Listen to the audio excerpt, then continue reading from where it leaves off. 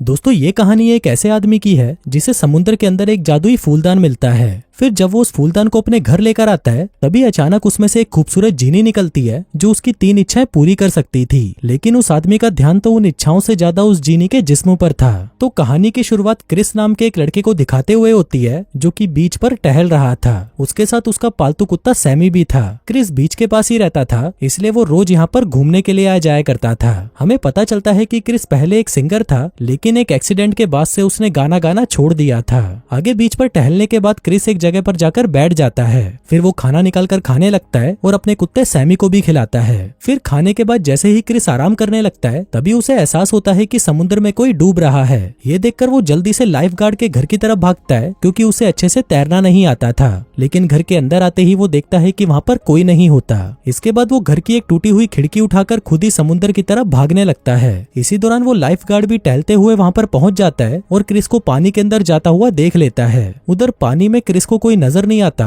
और अब क्योंकि उसे तैरना भी नहीं आता था तो वो पानी में डूबने लग जाता है। पर तभी वो लाइफ गार्ड भी वहाँ पर आ जाता है और क्रिस को पानी से बाहर निकाल लेता है। इसी दौरान हम क्रिस के हाथ में एक फूलदान को देखते हैं जो उसे पानी के अंदर मिला था। आगे जब ये दोनों बातें कर रहे थे तब हमें पता चलता है कि क्रिस और वो लाइफ गार्ड जिसका नाम सैम था ये दोनों काफी पुराने दोस्त हैं और अक्सर एक दूसरे के घर पर आते जाते रहते हैं। आगे क्रिस उस फूलदान को लेकर अपने घर आ जाता है जिसके बाद वो उस फूलदान को टेबल पर रखकर अपने घर के कामों में लग जाता है। हम देखते हैं कि इतने बड़े घर में क्रिस अकेला ही रहता था। आगे काम खत्म करके वो थोड़ा आराम करता है और फिर रात होने पर वो अपनी बाइक उठाकर शहर चला जाता है। शहर आकर वो एक बार में जाता है जहाँ पर वो रोज बैठकर दारू पीता था। आज भी जब वो दारू पी रहा था तभी उसके पास जॉन नाम का एक आदमी आता है। जॉन एक म्यूजिक कंपनी का मालिक था और क्रिस भी उसे अच्छी तरह जानता था। फिर जॉन उसे कहता है कि तुम्हें फिर से गाना गाना शुरू कर देना चाहिए और अगर तुम चाहो तो मेरी कंपनी के लिए गा सकते हो। लेकिन क्रिस उसे गाने से मना कर देता है और वहाँ से जाने लगता है। तभी जॉन उसके पास आकर उसे खूब सारे पैसों का लालच देता है लेकिन क्रिस फिर भी उसे मना करके वहाँ से चला जाता है। दरअसल पिछले महीने ही क्रिस का अपने छोटे भाई जिमी से झगड़ा हो गया था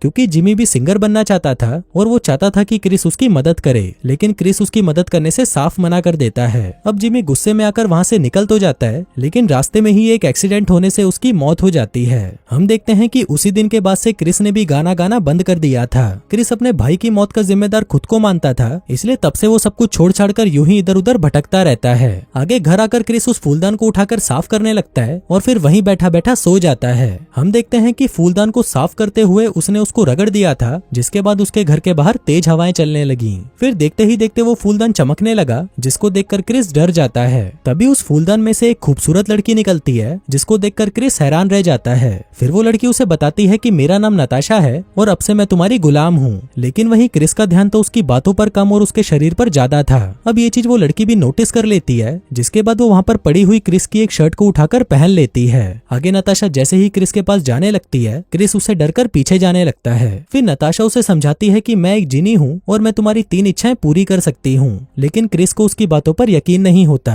पर फिर भी वो उसे मजाक में कह देता है कि चलो तुम मुझे बारिश करके दिखाओ। अब उसकी ये बात सुनकर नताशा अपना जादू करती है और उसी वक्त बाहर बारिश होने लग जाती है। अब ये देखकर क्रिस भी हैरान रह जाता है क्योंकि वो जिस जगह पर रहता था वहाँ पर कभी बारिश होती ही नहीं थी। अब वहाँ पर बारिश इतनी जोर से होती है कि घर की छत से भी पानी गिरने लगता है। वहीं क्रिस की पहली इच्छा पूरी करके नताशा भी बहुत खुश थी और वो उसकी बाकी की 2 इच्छाएं पूरी करके आजाद होना चाहती थी। आगे बारिश बंद होने के बाद नताशा क्रिस से उसकी दूसरी इच्छा पूछती है लेकिन क्रिस कहता है कि मेरी कोई इच्छा नहीं है इसलिए अभी तुम यहाँ से जा सकती हो। अभी सुनकर नताशा उसे समझाने लगती है कि मैं 3 इच्छाएं पूरी करने के बाद ही यहाँ से जा सकती हूँ। अब क्रिस के पास कोई इच्छा नहीं थी और नताशा भी अभी यहाँ से नहीं जा सकती थी इसलिए वो फैसला करती है कि जब तक क्रिस की तीनों इच्छाएं पूरी नहीं हो जाती तब तक वो उसके साथ ही रहेगी। फिर सुबह होते ही क्रिस अपने घर के बाहर आ जाता है और वहीं नताशा वो कपड़े देखने लगती है जो उसे फिट आ सकते थे।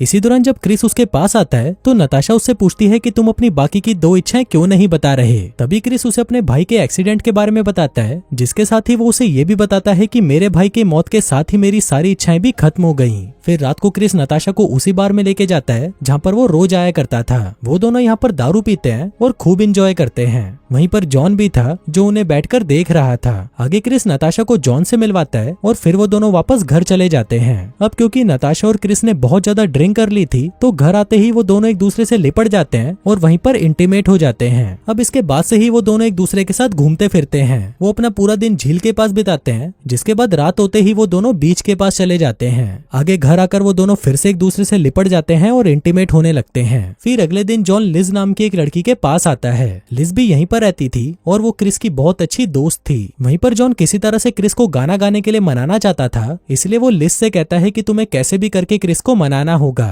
फिर रात को क्रिस और नताशा फिर से इंटीमेट होते हैं, जिसके बाद नताशा अपने फूलदान में वापस चली जाती है और क्रिस अपने बेड पर सो जाता है। फिर अगले दिन सुबह होते ही नताशा अपने घर का काम करने लग जाती है। अब उन दोनों को साथ में रहते हुए कई दिन हो चुके थे, इसलिए वो दोनों एक दूसरे से प्यार करने लगे थे। आगे नताशा क्रिस के लिए खाना बनाती है, जिसको क्रिस बड़े मजे से खाता है। फिर एक रात नताशा क्रिस से कहती है कि मैं तुमसे बहुत प्यार करती हूँ, लेकिन इस पर क्रिस उसे कोई जवाब नहीं देता।